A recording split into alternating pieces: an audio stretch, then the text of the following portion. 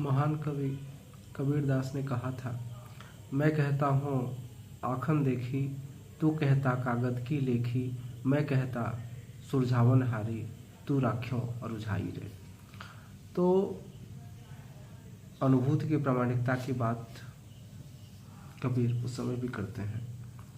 उनसे पहले भी अनुभूति की प्रामाणिकता की बात होती रही होगी और उनके बाद भी रीतिकाल को इसी कारण बहुत सारे आलोचक श्रेष्ठ काव्य नहीं मानते या श्रेष्ठ काव्य की कोटि में परिगणित नहीं करते, क्योंकि रीतिकाल में कवियों का जो यथार्थ है या कवियों का जो वर्णन है वो उनका अपना भोगा हुआ यथार्थ नहीं है, वो किसी दूसरे का है। यही कारण है कि उस काव्य में टटकापन या उस काव्य में प्रामाणिकता नहीं आ पाई है।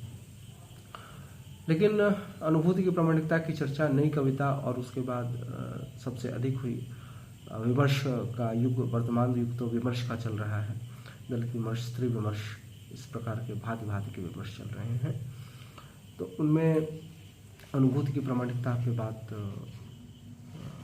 चल रही है और अनुभूति की प्रामाणिकता के संदर्भ में बात करते हुए कविता के नए प्रतिमान डॉक्टर नामवर सिंह की पुस्तक है, बहुत अच्छी पुस्तक थी यह है। तो उसमें अनुभूति की प्रामाणिकता पर बहुत बात की गई है।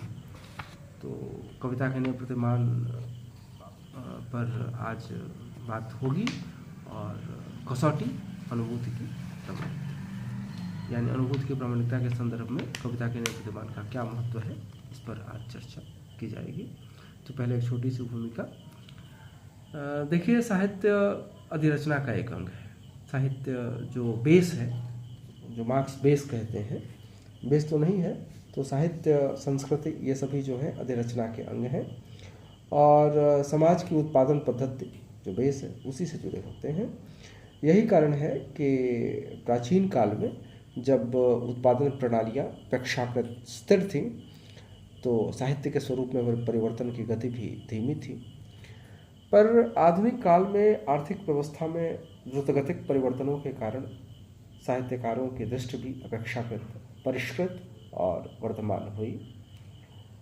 ध्यान रहे, यह संबंध यांत्रिक नहीं होता, यानी परिवर्तन जो है वो तेज़ गति से होने लगे तो साहित्यकारों की दृष्टि भी अपने आप जो है द्रुत गति होती गई, ऐसा नहीं होता है। ये हर एक साहित्यकार में अपने अपने अनुसार रूप लेता है।